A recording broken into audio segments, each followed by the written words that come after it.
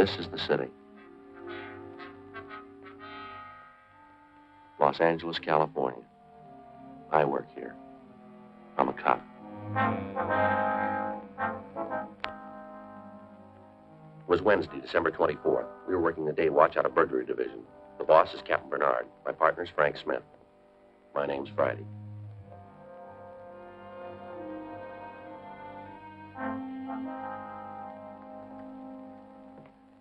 Hi, Joe. Hi. Christmas cards, huh? A little late, aren't you? Well, I was going to send them out Monday, but we had that stakeout. You ought to get married, Joe. Yeah? It's the only system. Faye does all that stuff for me. Laundry, mails, cards. Only system. Might help. You got a big stack there. Ought to cut down the list. Look at this here. Upholstery shop. Yeah.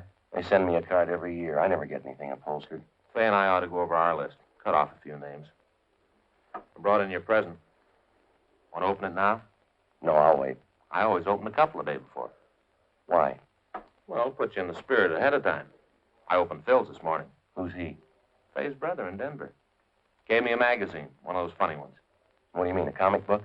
No, one of those funny ones, you know. No, I don't, Frank. Well, some of the pages have holes in them. You look through and there's a picture on the next page. Oh, yeah, I've seen those on the newsstand. They have cloth pasted in. Cloth? In the ads. If you want to buy a suit, they have a sample right there. You mean you can feel it? Reach right out and feel it. There was one for $200. The suit? Sure. Cloth comes from Scotland. What's it made out of? Solid gold? No, they got a special kind of goat over there. It's real smooth. Not a goat, Frank. A sheep. Well, it's a special kind of sheep, then, because the suit costs $200. You gonna get one? I told Faye. She said, wear the sample. Anything doing? Fanning and Pryor were in on that market holdup. They come up with anything? Pound of air, nothing else. I hope it stays quiet. I got more shopping to do. I finished. What'd you get Ann? Stationery set, some paper and envelopes, leather binding. Joe, you'll never learn. Oh, what's the matter? No woman wants a stationery set. Get her something personal. Well, it's got her initials on it.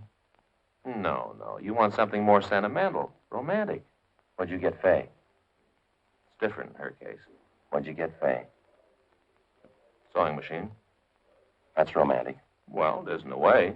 Why didn't you buy her a catcher's mitt? Burglary Friday. Yes, that's right. You have the right department. All right, Father, we'll be right down. No, you can tell us about it there. Goodbye. The old mission church, they've had a theft. Collection money? Statue of the child Jesus.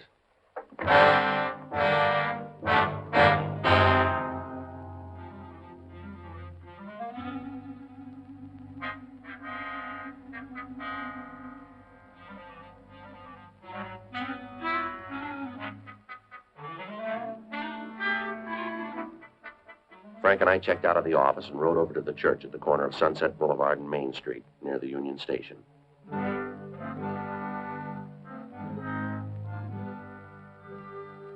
It was an old church. It was there before there was a Union Station or trains to come into a station. The Padres from down in Mexico built it. The devout Mexicans in town still attended services there.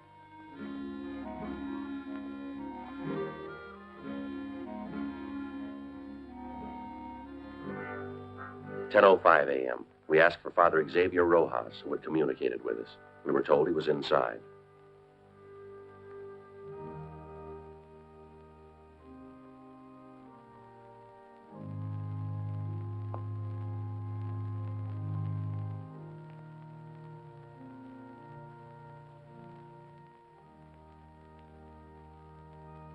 We found Father Rojas up near the sanctuary.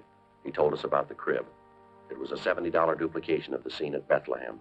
The parishioners had taken up a collection for it 31 years ago. It was put up every year on December 22nd and taken down after the holy season. It was beautiful, except that one of the shepherds had lost an arm, a sheep was old and cracked, and the infant Jesus was missing.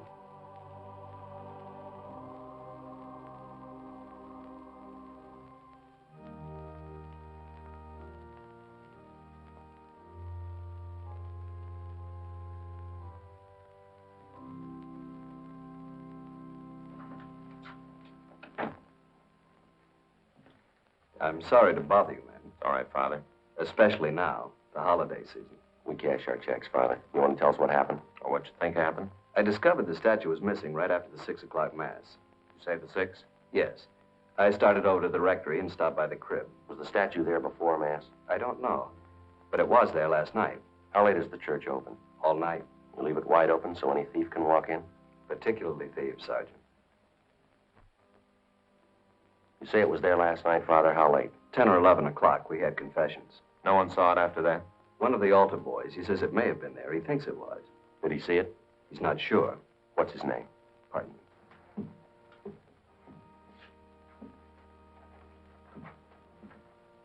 Here's the schedule. You'll find the names for every Mass there. Was there a big crowd at the 6 o'clock Mass, Father? Not too many. 7's the big one. People on their way to work.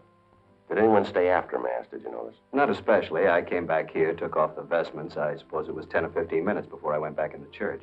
It was empty then? No, people were coming in for the 7 o'clock. Are these the altar boys, James Cornine and Joseph Heffernan? That's right. Joe's the one who mentioned it might have been there. Did you check with the other priests, Father? Before I called you. None of them knows anything about it. Just for a check on the pawn shops, how much is the statue worth? In money? Well, that's the point in pawn shops, Father. Only a few dollars. We could get a new one, but it wouldn't be the same. We've had children in the parish. They've grown up and married. It's the only Jesus they know. We understand. And we've had children who died. It was the only Jesus they knew. So many of the people who've come here are simple people. They wouldn't understand, Sergeant. It would be like changing the evening star. We'll do our best, Father. That's why it would mean so much to have it back for the first Mass on Christmas.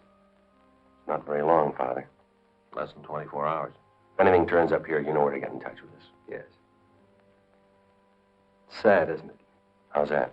In so short a time, men learn to steal. Yes, but consider us, Father. Us? If some of them didn't, you and I'd be out of work.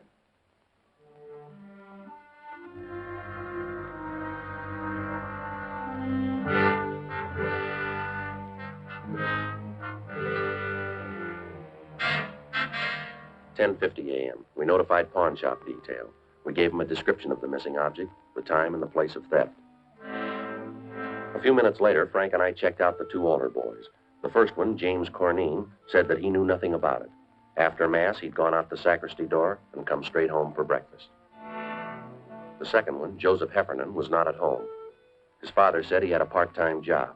He'd have him get in touch with us after lunch. By 11:30 a.m., we'd run out of book procedure. We had a man to find. Our only clue, he'd been to church.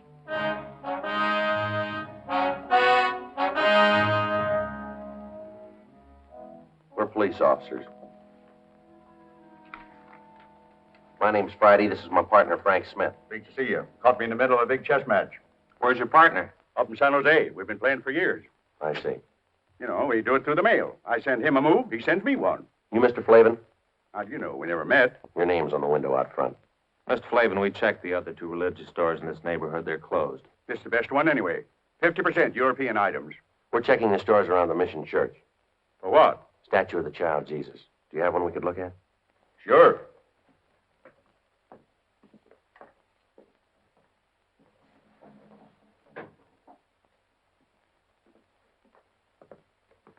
No, sir, a larger one. You don't want a larger one, unless it's for a church. That's where you want a larger one. Could we see it, please?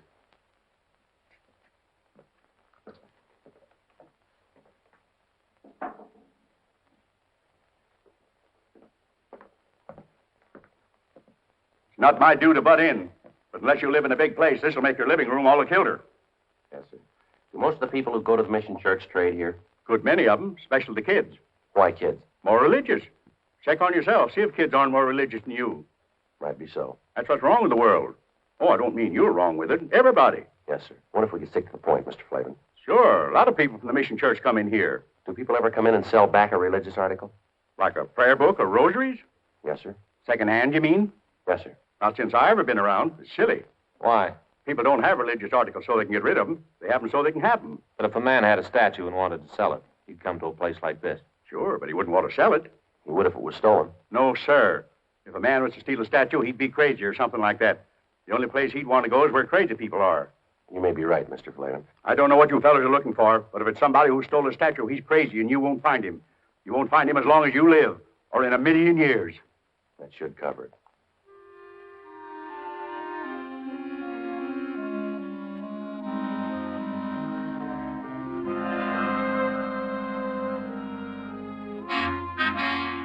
We continued to check religious stores out as far as Van Ness. We asked the same questions. The owners gave us the same answers, but none of them were as encouraging as Mr. Flavin.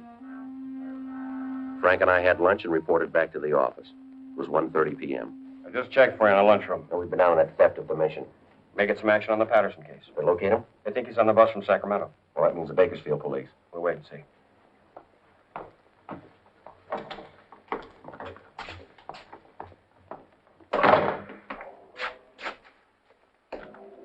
One of you fellows, Sergeant Friday? He is. I'm Joe Heffernan. My father said you wanted to see me. Sit down, son. You didn't have to come in. A phone call would have worked. My father said to get on over. He says that any kid that uses phones is lazy. We want to ask you about this morning. You serve 6 o'clock mass? Yes, sir. I'm senior boy, so I get the 6th. You're a senior and you take the early trick? Yes, sir. That way, if you receive communion, you get to have breakfast sooner. Father Rojas says you think the statue was there before mass. I didn't look, but I have a feeling it was there. A feeling? You know, how you have a feeling about something, but you're not sure. Did you stay around long after mass? I put out candles and hung up my surplice. How long would that take? About 5 minutes, maybe. Did any of the people at mass stay on? Some always do, especially ladies. Oh? Maybe they don't finish in time, or else they start new prayers. I don't know. So when you left, there were still some women there? No, sir. That was at first. After I went back to the sacristy, there was only this one man. What man? He comes at 6 o'clock all the time. Do you know his name? No, sir. But he works down in Olive, paint shop, where they paint signs. Could you describe him? Sort of medium. He was wearing a suit that didn't match. Didn't match? Different pants than coat. How about his age? Always pretty old. Take a guess. About 40, maybe. There's nothing particular about him. Then why'd you notice him? I've seen him before. And the bundle, I guess. The bundle? Out in front. I saw him when he was coming out. He had this bundle, and he almost dropped it. How large a bundle? It's hard to say. Come on, son. Was it large or small, the size of the statue? About that big. Yes, sir.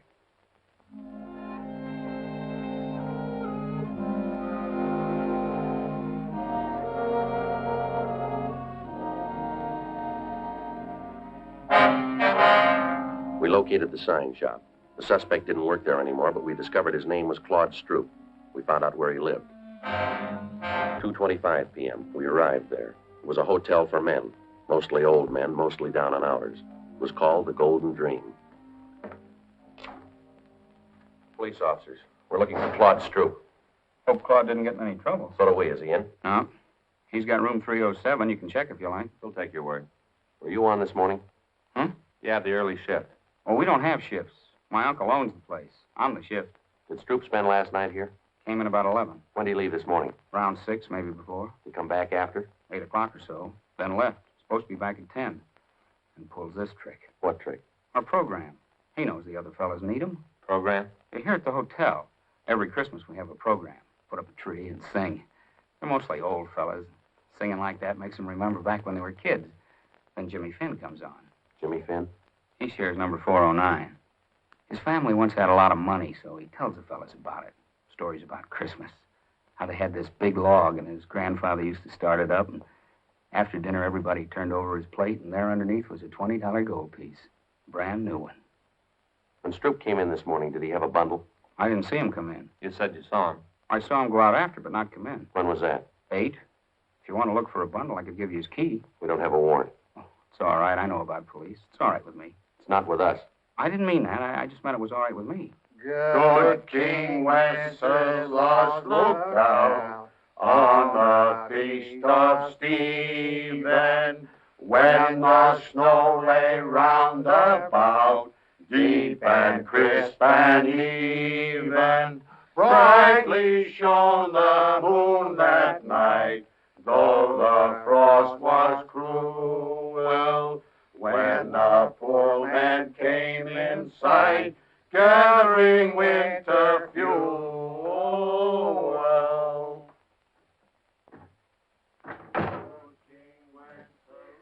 This is the last rehearsal. I got most of the songs down pat. Sounds pretty good. Yeah, that's why it's a shame Claude isn't here. He's tenor, and they need him to make it sound just right. Does Stroop have a job? No, sir. He used to have jobs.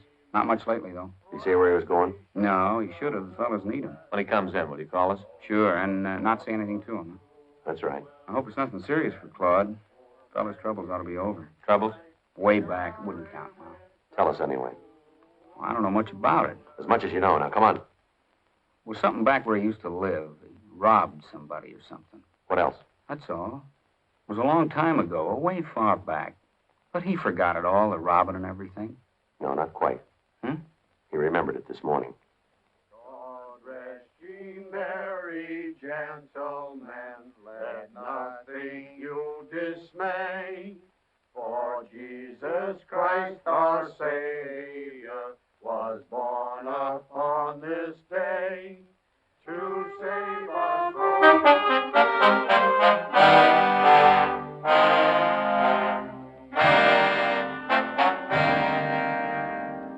We ran Claude Stroop's name through R&I. If he'd been booked anywhere, we had no record of it. At least not under that name. 4:15 p.m. Pawn shop detail reported back. Up until that time, no object resembling the statue of the child Jesus had been turned in. Patterson's on that Sacramento bus. I thought Bakersfield had it. They were supposed to confirm. They did. Hop over to the station. What about Fanning and Pryor? They're still out. Well, they'll be back soon. When's the bus arrive? 6 o'clock. There's plenty of time for them to make it. There's more time for you. We're still in that theft. Can it wait? No. What is it? $10, $15 statue? When's the price determine a case? I realize it's a church statue, but that doesn't give it priority. It's important to them, Captain. Joe and I promised to get it back. What do you got on it? Nothing much. And why are you so big-hearted? Burglary Friday. When? No. Don't say anything. No. Right. Claude Stroop. He just walked into the hotel. He's our suspect. Nobody's leaked to him? No. He'll keep. You can run him down tomorrow. It'll be too late then. They need it for the first mass in the morning, Skipper. It's kind of a big thing for them. I'm sorry. I can't juggle details around so you can get a statue back. If there's time later on, we'll do our best. Yes, sir. You better get over to the station. Yes, sir. Will you call Father Rojas over at the mission? Why? Tell him we're too busy to work on that statue. But we'll do it later. Tomorrow or when we get a chance. Why can't you call him? Well, we better get over to the station. If Patterson's on that bus, we don't want to miss him. All right, I'll call him. Righty. Yeah. I can send Fanning and Pryor over. You might as well stay on that other thing. Whatever you say, Captain.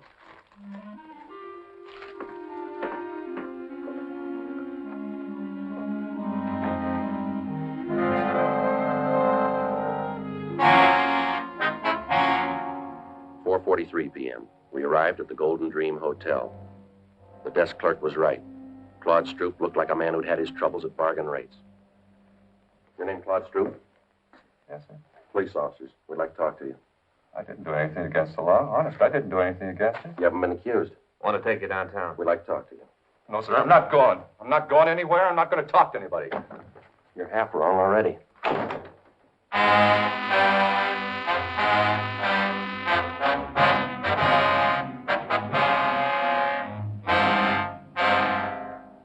.15 p.m. We returned Stroop for interrogation. He kept his word. He refused to talk. 6:05 p.m. Frank called Fay. Told her that he'd be a little late. Stroop didn't move for a whole hour. He sat and stared, but he didn't talk. 6:40 p.m. We got a final report from pawn shop detail. The shops were closed. There was no statue. Stroop still hadn't talked. Don't you ever want to go home, Stroop? If I was to talk, he wouldn't let me go. Depends on what you'd say. I'd say it wrong, and I wouldn't get home. You won't this way either. I'd like to go. You can bet on that. This is the 7th year we had the program, and I never missed a one. Not a single one. Why don't you tell us what happened, Stroop? How would I know you'd let me go? You wouldn't. I might as well anyway. All right, what happened from Mass on? Well, there was Mass. I came out and started down toward the hotel. Back up. I left my stuff at the hotel, and then I picked up George's car. I didn't steal it. He said I could have it any time I wanted. Only this time I didn't ask him. I took it and started out. Yeah. I should have asked, but I just didn't. I went over to Grand Avenue for the Christmas bulbs, for this fella sells them secondhand. It was coming out of the lot that I did it. Yeah. The bumper must have caught the other car. Didn't leave too big a dent, but there was this long scratch. I got out and tried to wipe it off with my handkerchief. You know, spit on it like. Only it didn't do no good. I didn't think anybody saw. I don't know how you fellows found out about it. I'll check auto records. Right. Stroop, we didn't bring you down here to talk about that. You didn't? No. There's a statue missing from the church. The statue of the child Jesus. You mean I took it? You took a bundle out of church? Yes, sir. That was my other pants for the program tonight. I had a place sewed up and there was a button on it. You can check. But I wouldn't take a statue. I don't think you would either. He's clear at auto records. Go on home. For the program? You mean it's all right? Good night, Stroop. Good night.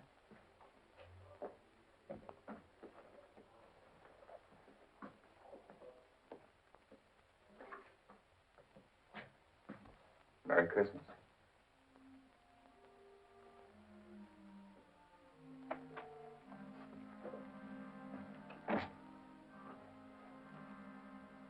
Where to? Well, I don't know. We could stay and work on it tonight. Wouldn't do any good. We won't find it. I don't think so. No use kidding the priest. Build his hopes up. Might as well go tell him now.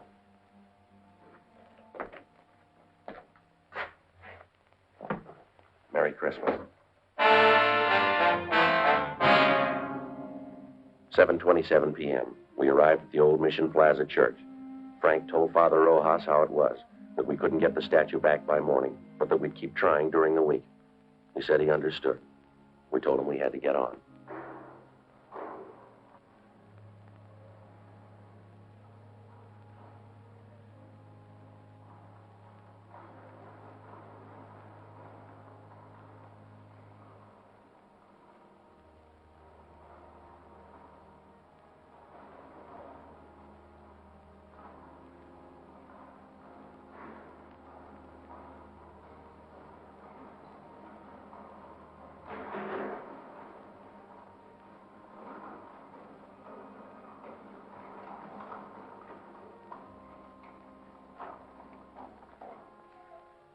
Paquito?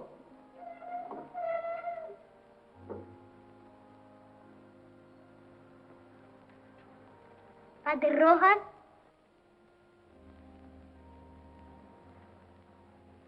It's Paco Mendoza, a boy from the parish. Ask him where he found it. ¿Dónde lo encontraste? No lo encontré, le cogí esta mañana. He didn't find it, he took it. Why? ¿Por qué? Todos los años Paquito rezó por un camioncito rojo. Este año Paquito rezó al niño Jesús.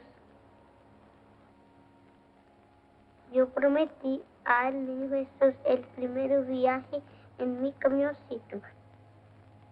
He says all through the years he's prayed for a red wagon. This year he prayed to the child Jesus. He promised that if he got the wagon, the child Jesus would have the first ride in it. ¿Tendrá el diablo para llevar a Paquito? He wants to know if the devil will come and take him to hell. That's your department, Father. No el diablo. Jesús ama a Paquito mucho.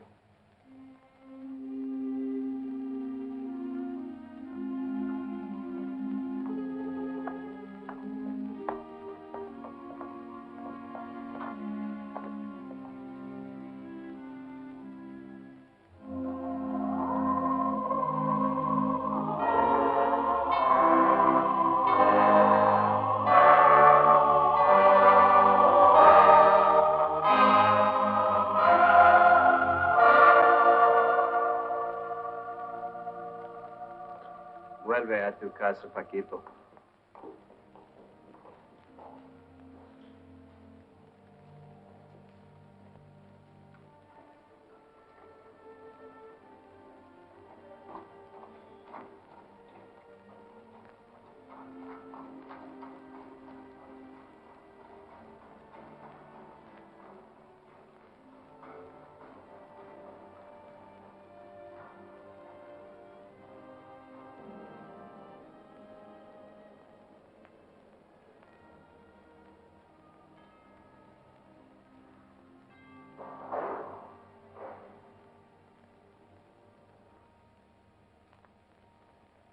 I don't understand how he got that wagon today.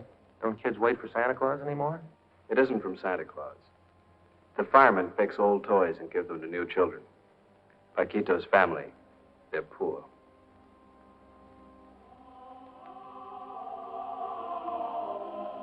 Are they, Father?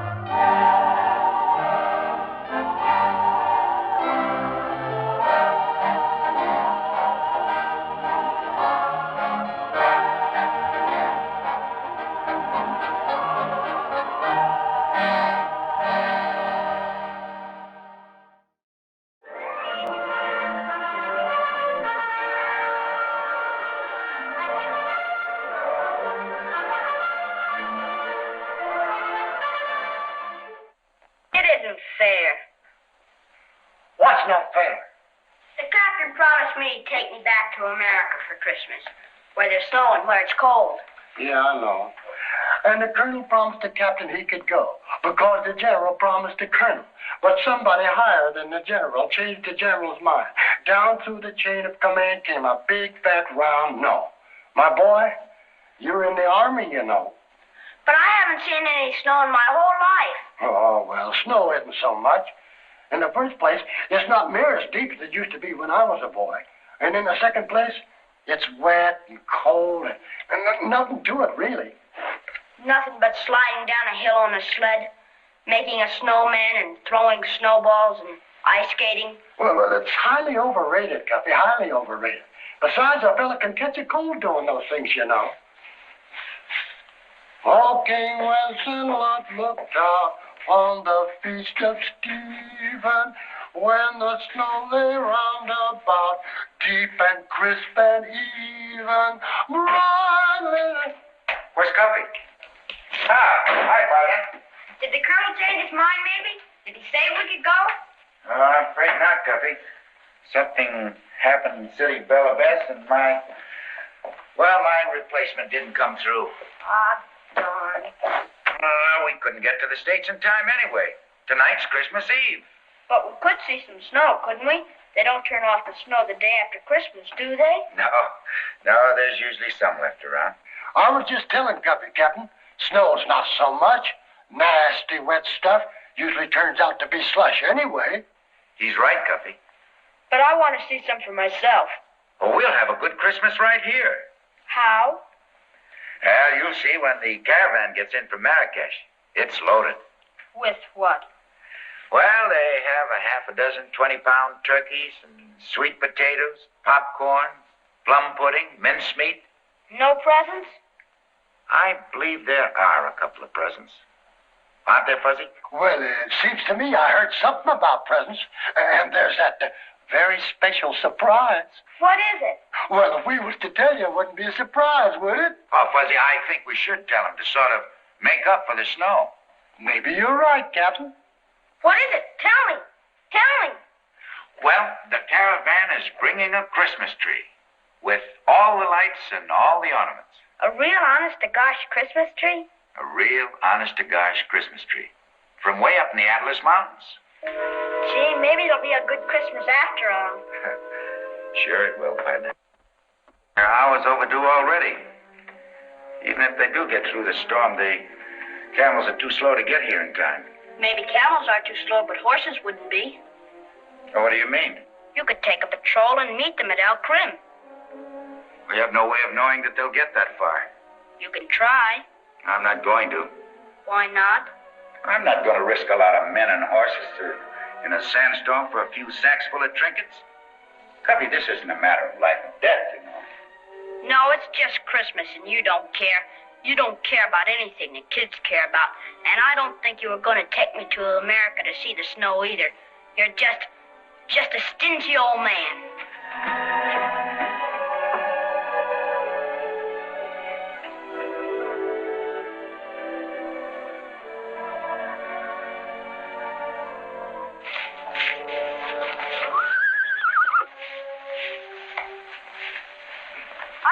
all right. You better go and saddle your own pony. Why?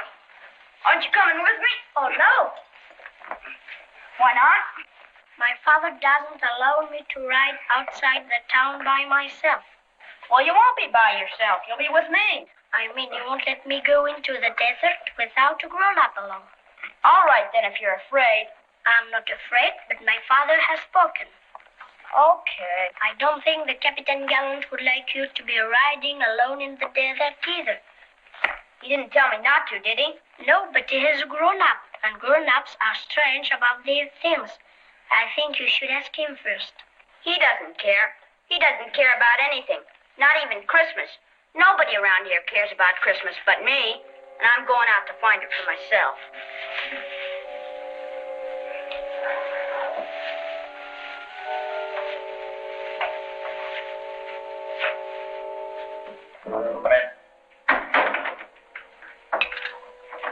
Find him?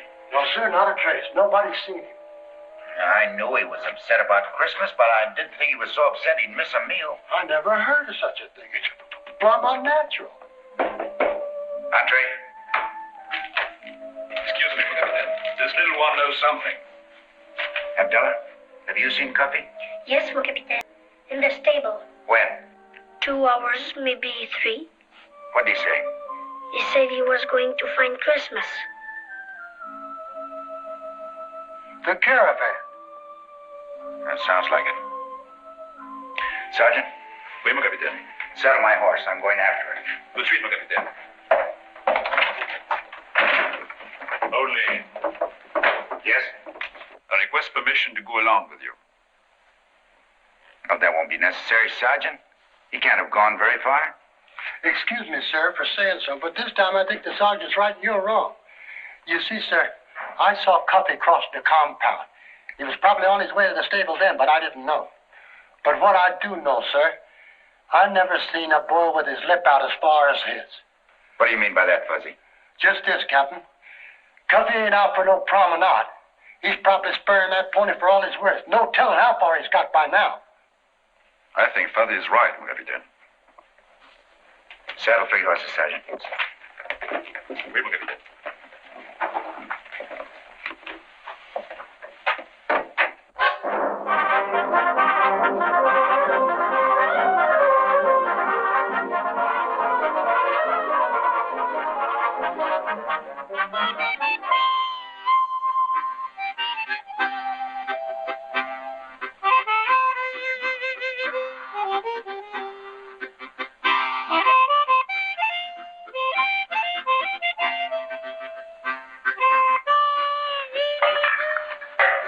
Hey, where are you going?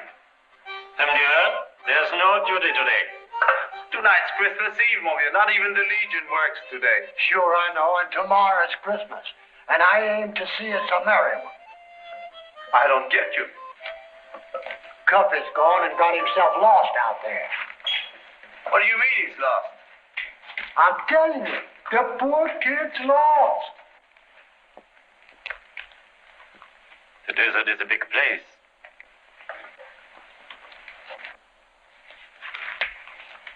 A very big place.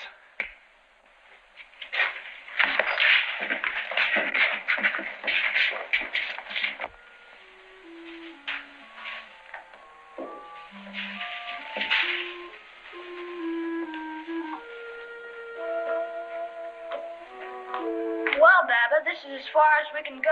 There isn't another oasis out there for nearly 100 miles. And it's too late to get back to the fort. So we just got to camp out here tonight.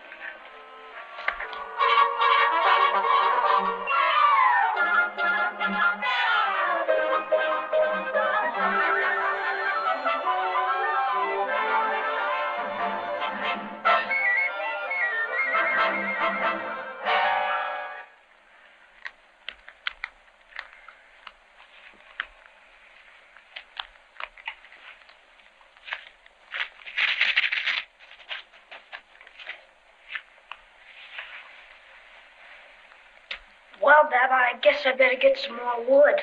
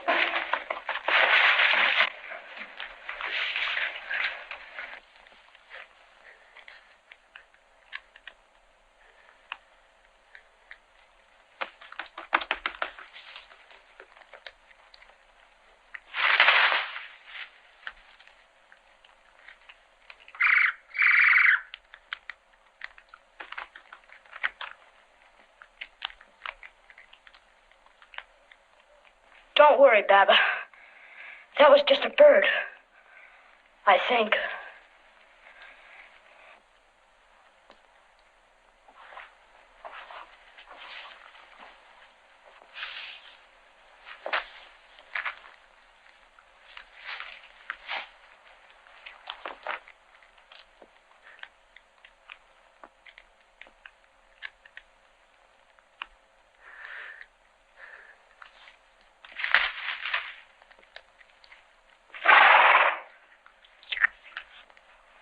I hope you had a good dinner, 'cause I sure didn't. There's only green dates on those trees.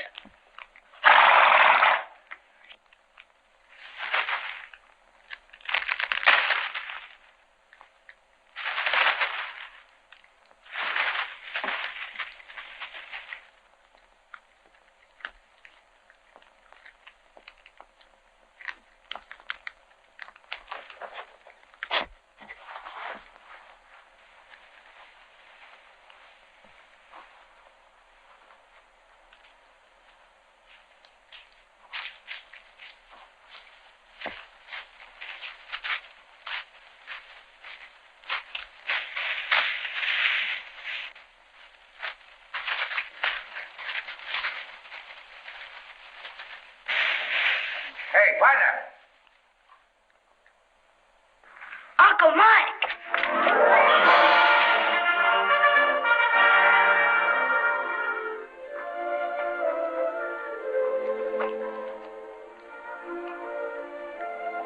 Gee, am I glad to see you, Uncle Mike. Are we glad to see you? Boy, what happened to you? It's a good thing the colonel isn't here. There's one thing he can't stand, it's an untidy legionnaire.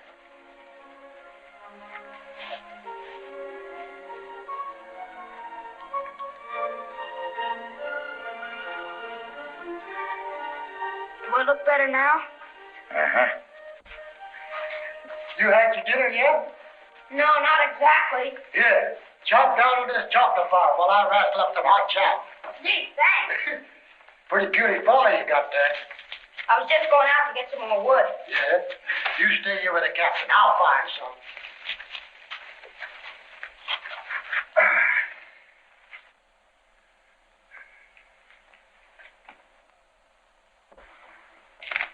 I'm sorry, sir. Yeah, you should be, Cuffy. You had us all worried. You know, anything might have happened to you out there in the desert, alone at night. I know. Didn't you think of that before you left the fort without permission? No, sir. I was just thinking about Christmas.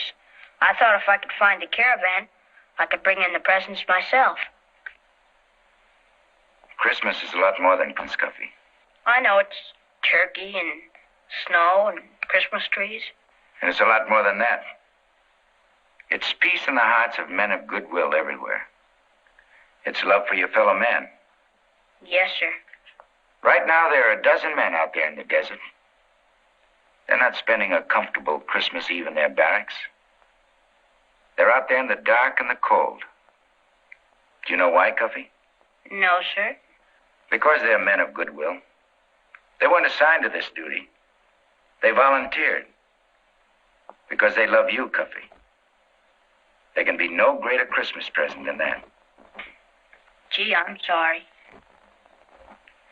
I'll be glad, Cuffy, that there are men like that in the world. Breathe, people. Are you all right, Cuffy? Fine. Well, it's been quite a night, Moofty. Are you well, my friend? Yes, thank you.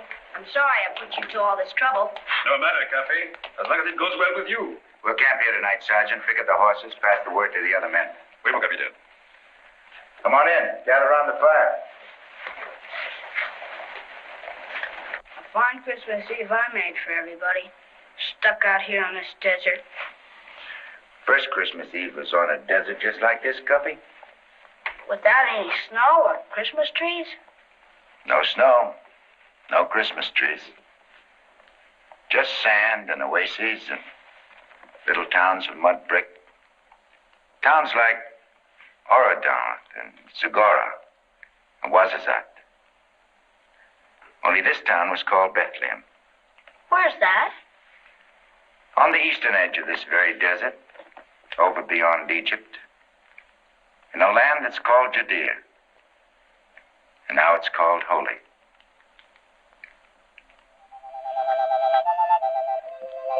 It was on a night like this, nearly 2,000 years ago, that a man named Joseph and his wife Mary came to Bethlehem to pay their taxes. And it was a long, hard trip, because Mary was expecting a baby very soon. It was late when Joseph and Mary got to town. There wasn't any room at the inn because a lot of other people had come to town to pay their taxes. And Joseph was worried. He couldn't ask Mary to sleep out on the desert under the circumstances. And then what happened? Well, that night in that stable in Bethlehem, Mary's baby was born. Jesus? That's right. A lot of strange things happened the night that Jesus was born. Another angel appeared in the sky above some shepherds who were watching their flocks. And a star appeared in the east. And 3 wise men saw that star and knew that it meant the King of the Jews had been born. And they followed the star all night across the desert until it stood still above the town of Bethlehem. And they knew that it was here they would find the baby Jesus, lying in a manger, wrapped in swaddling clothes. The Prince of Peace, the Son of God, born in circumstances more humble than any ordinary man. And the wise men came, and they saw, and they worshipped. And they brought gifts, presents of gold, and frankincense, and myrrh.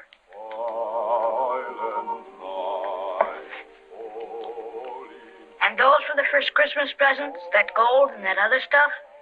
Not exactly, Cuffy. The first Christmas present and the greatest was Jesus himself, who brought to all men the promise of peace, the example of sacrifice, and the lesson of love.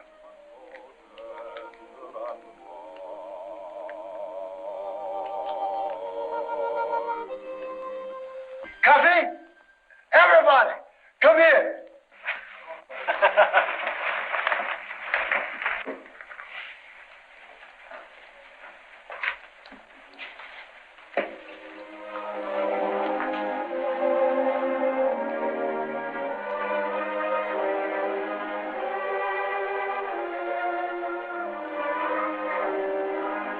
Now for that good old Christmas dinner. Coffee, come on.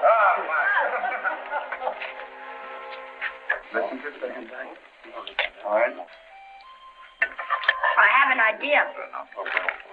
I have a surprise for you.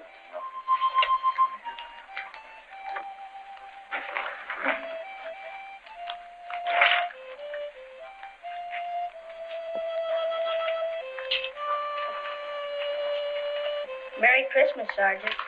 Swear Noel Coffee. Merry Christmas, Sam.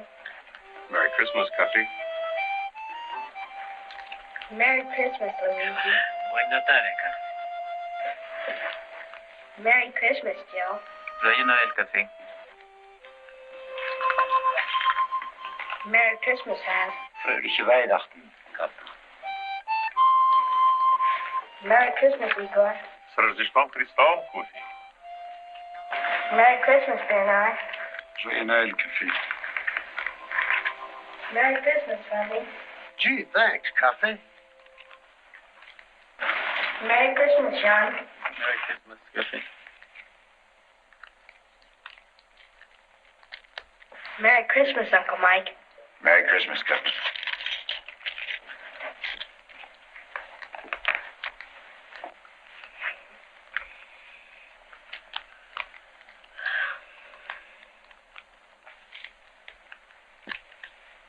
Fuzzy.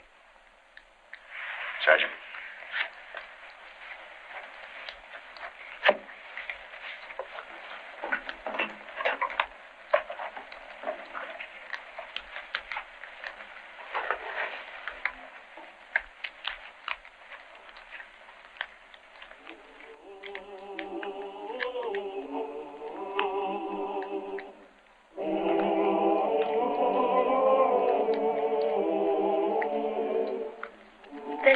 nicest Christmas I ever had in my whole life.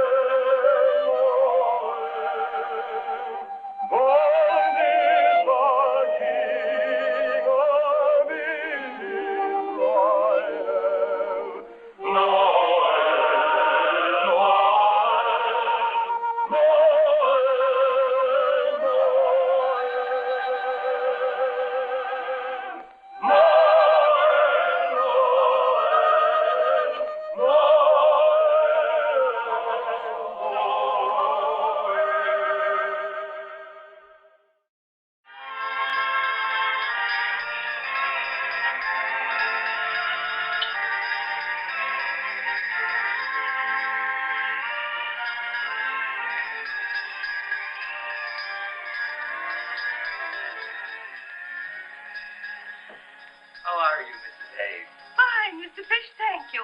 We'll have a table. Good. Let me take your packages. You're very kind. Oh, how beautifully made. Thank you very much. We try to do our best. Happy bar mitzvah, Sheldon Katzenbaum. Today, I am a man. Oh, congratulations, Herman. Thank you. I just love the tradition, celebrating coming of age. You know, it's a little like what we call confirmation. Get away from there. I wasn't gonna put a bomb in it. Who knows what you're gonna do? I'll tell you this much. You're no Sheldon Katzenbaum. Why ain't I a Sheldon Katzenbaum? Are you kidding? You're both the same age, aren't you? You're both 13. That I can't help. So is Terrence. You're still in the 7th grade, and Sheldon's in his 2nd year of high school. That's item 1. Items 2, 3, 4, and 5, I wouldn't waste my breath on. Oh, I'm stupid. Listen, I'm not as stupid as I used to be. Ask me a question. What's the capital of Idaho? Boise. Spell meretricious. What? Meretricious. For that, you can call up Sheldon Katzenbaum. When I'm hungry, my sister shouldn't ask me such foreign words.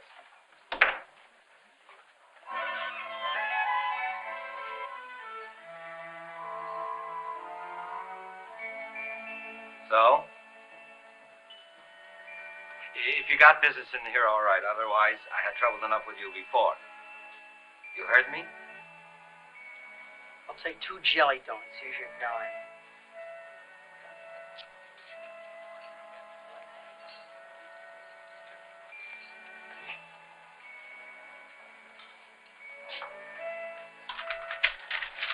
Hi. Do you have to? He's a friend of mine. Who is he? Teddy O'Hara, of course. He's been thrown out of school 4 times, so it's logical he'd be a friend of little boy Blue here. Lay off. He's not the worst guy in the world. Him and Gabe Gollop are the 2 best fighters. He and Gabe Gollop, Billy. Now, what were you going to say? Nothing. Just that we're friends. His mother's dead, and his old man's real mean. I like Teddy, that's all. And it's no affair of hers. Teddy don't have many friends.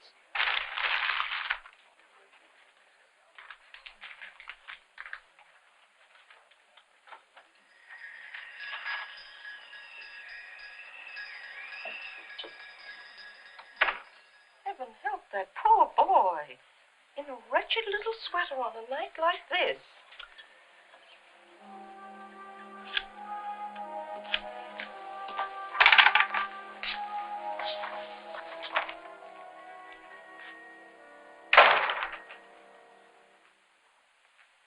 Been using that phone again, ain't you? Who said I was? I said you was. And I heard you putting it down, too. Calling Brooklyn again, huh? Talking to your sweet Aunt Agnes, huh? Well, is she going to pay the telephone bill? How many lies you tell her this time? What did you dream up today, huh? Christmas, maybe, huh? Did your sweet auntie tell you what she was going to give me for Christmas, did she? No, I'll bet she didn't. Well, you tell her that I don't need her at all, see? That we don't need her. She never did like me anyway. And you think she likes you? Well, let me tell you something about your sweet Aunt Agnes. Let me tell you something about her. She's just too high and mighty, that's all. Don't! Everything you say about her is a dirty, rotten lie. A liar, Emma. You're going to stand there and call your pa a liar, are you? Well, I'm going to give you something you'll never forget as long as you live. All right, Buster boy. I'll take care of you tomorrow. I got to go to work.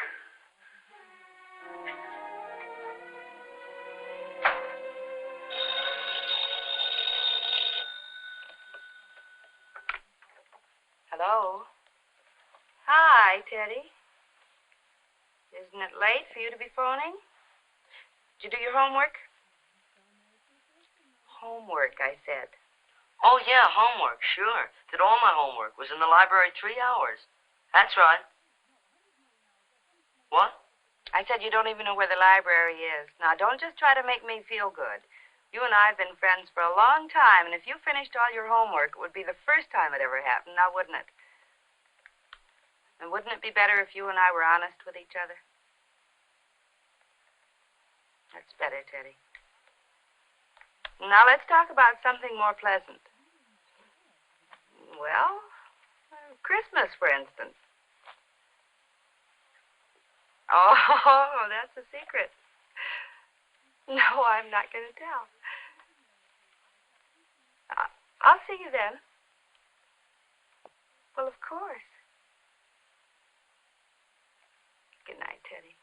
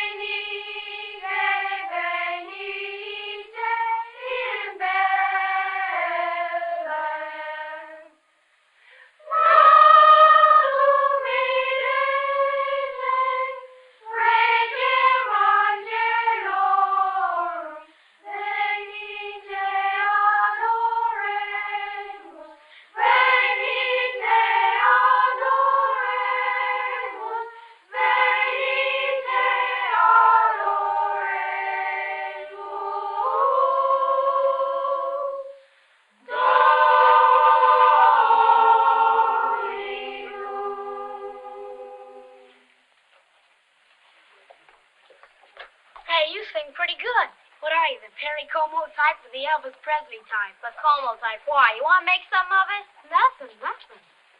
Say, where was Teddy today? You know, he sings real good. Didn't you hear? The guy's in trouble. And I mean trouble. He stole a cake. So what's a cake? Who couldn't steal a cake?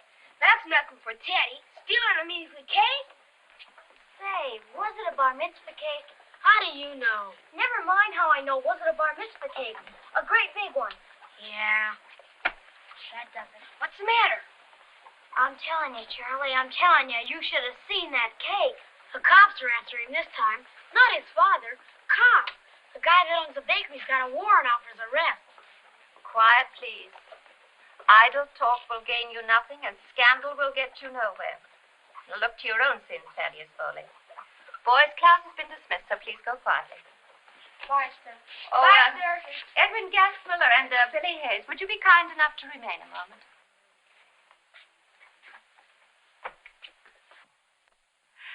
I have been to see Monsignor Donnell, and I had a chance to talk to him about that surprise I spoke to you about. Edwin Gansmiller, you and your partner here have been chosen to sing with the choir on Christmas Eve at midnight mass. Well, is that a surprise? Yes, sister. Well, how about you, Billy? Is there something the matter? I have to go to my grandmother's that night. On Christmas Eve? On Christmas Eve? Really, Billy? No, sister. That's better, isn't it? You're going to look very nice in your bright red cassock with the Buster Brown collar, if that's what you're worried about. Just like a little cardinal. Well, now, boys, you may go, and thank you for singing so nicely.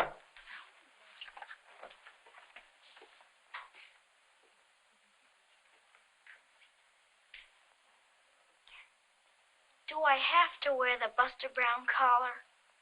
Billy, to please our Lord, we all have to do things sometimes that we don't like to do. Oh, Billy, just one more thing. You're a pretty good friend of Teddy O'Hara's, aren't you? Well, I'm worried about him, too. You pray for him, Billy. Me? Yes, you. You were just as much trouble once and with much less excuse. Remember?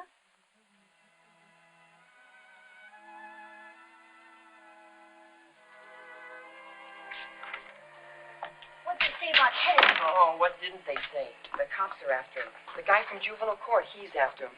Rabbi Gernson even. And Fisher's baker, that guy Herman, you should see him. Murder's what he wants. I know, it's awful. I wonder how Teddy could have stole the cake that big. I mean, how could he get away with it? They say he just walked in and picked it up. When everybody's in back of the store and it's just one customer.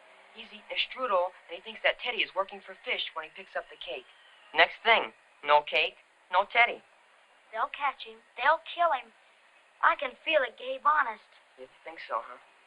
He shouldn't have robbed Sheldon's cake. It's not as if it was just a cake, but he ruined a whole bar mitzvah. I know. What do you think they'll do when they catch him? They'll kill him. Just like you say. They'll kill him first, then they'll send him to reform school. I'm right? It's real awful. I wish there was something we could do. Say, can you get away tonight? I don't know. I think I have to help my father at the store. I'll ask. Well, let's meet here at Fisher's tonight, okay? All right. God rest you, merry gentlemen, let nothing you dismay. Remember Christ our Savior. You can't, huh? You just can't come. We're too busy. My father would spin me like a bagel. He just gave me 20 minutes to come over here and get a bite to eat. Then I gotta get back to the store. If you hear anything more about Teddy, let me know. Yeah, okay. Hello, Rabbi. I'm glad you got here. Hey, there's Rabbi Gertson. He sees me. He probably wants to know why I'm friends with the guy that ruined Sheldon's bar mitzvah. You see, what happened is that the cake... I'm getting out of here.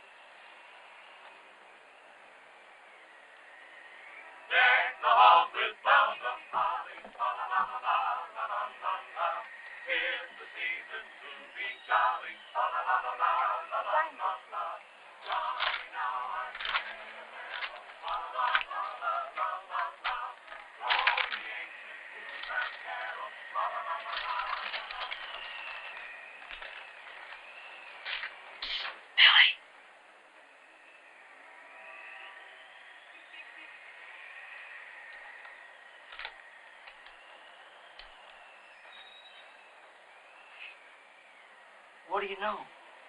Nothing much. I just left Gabe eating the fishies. Rabbi Gerson was there. I didn't want to hang around.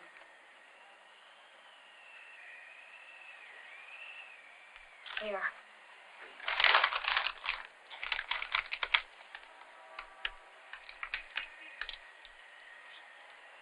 Take the rest of them. Take some yourself. Who's hungry anyhow? Come on, who you kidding?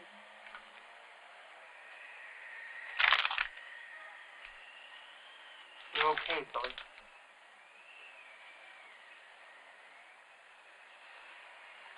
Hey, I got an idea. Come on. What makes you think your mother won't be back right away? I told you, she went Christmas shopping. Besides, if she came back, she wouldn't even snitch. Yeah, guess she's like my Aunt Agnes. You got an aunt? Yeah. You never told me about her. She lives in Brooklyn. She's always lived in Brooklyn. Teddy, Yeah? why'd you steal the cake? Never mind, I took it, that's all. You couldn't eat a cake like that. Nobody in the whole world could eat it. Why'd you really steal the cake? You wouldn't believe me if I told you. You promise not to laugh? I swear, strike me dead on the floor. It was so beautiful, that's all. I figured I could change the writing on top of the cake and stash it in the furnace room of the bowling alleys. It's where I slept last night. But why would you want to stash a cake like that away? So I could give it to my aunt. For Christmas, you mean? Give her a bar mitzvah cake? I love her.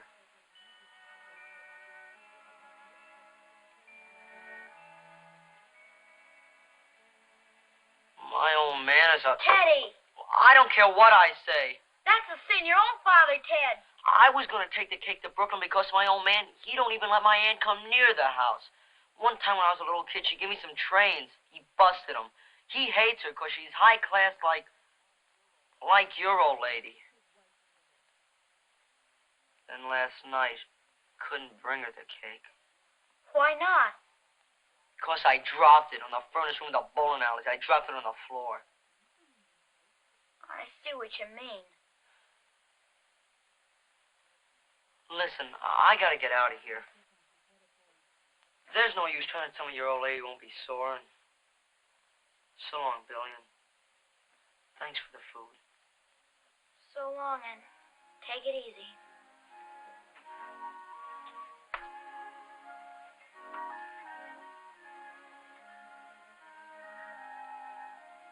Jesus, Lord, help Teddy O'Hara. He's braver than anybody, but he needs your help. I promised to wear that Buster Brown collar and that dopey red tie, and never to complain about it once. No matter if you help me or not. Please, Jesus. Please. Amen.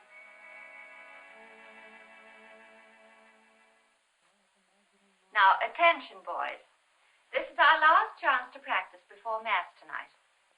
Now, I don't want you charging into the church like a pack of cavalry. Is that understood? Stevie, I think it's better if we change here. They got Teddy all right. He's in the office right now. Monsignor Donald's there, and Rabbi Gerson even. You hear me, Bill? Yeah, I hear you. Mr. Fish is there with Herman the baker. How do you like that?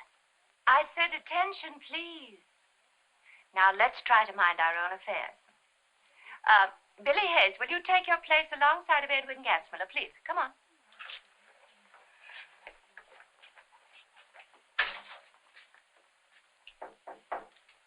Come in.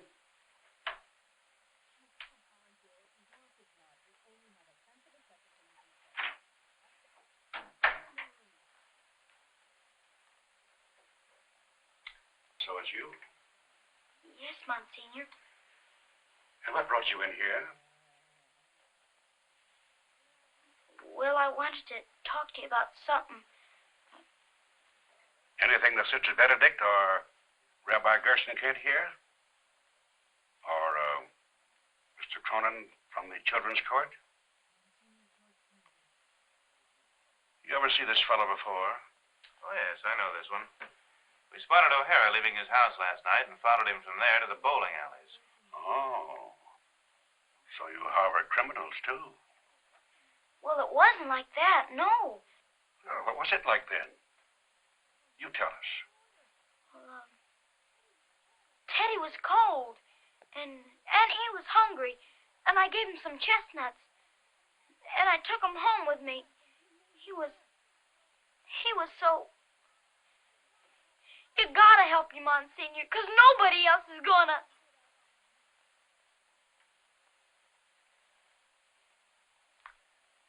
Governor, let's not break down. Did you know that your friend was hiding in the furnished room of the bowling alleys? Yes, Monsignor. I see. Yet you made no attempt to tell the proper authorities, did you, son? No, Monsignor. All right. You may go now.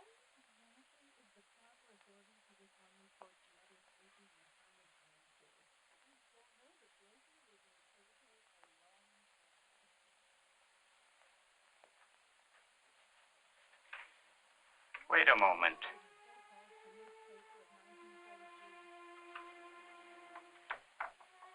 Tell me, son, what do you know that's good about this O'Hara? Isn't there anything good about him? He's braver than anybody I know.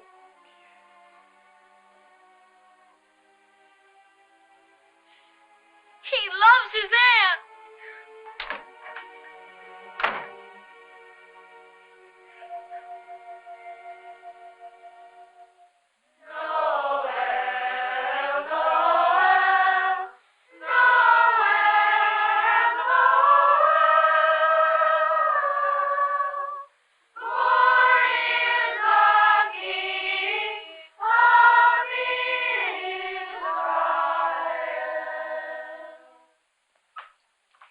Now, that was good.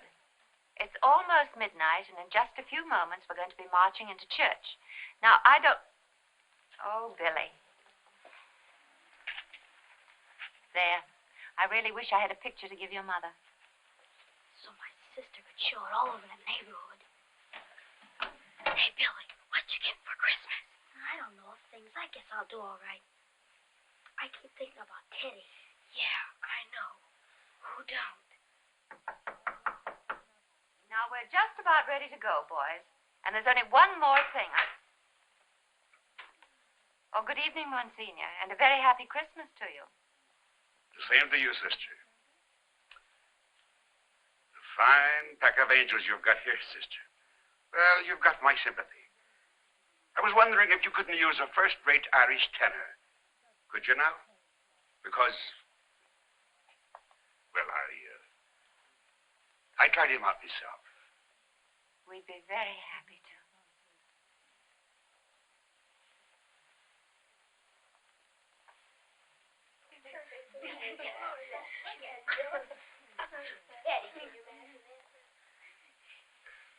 I'll melt the first guy that makes a crack.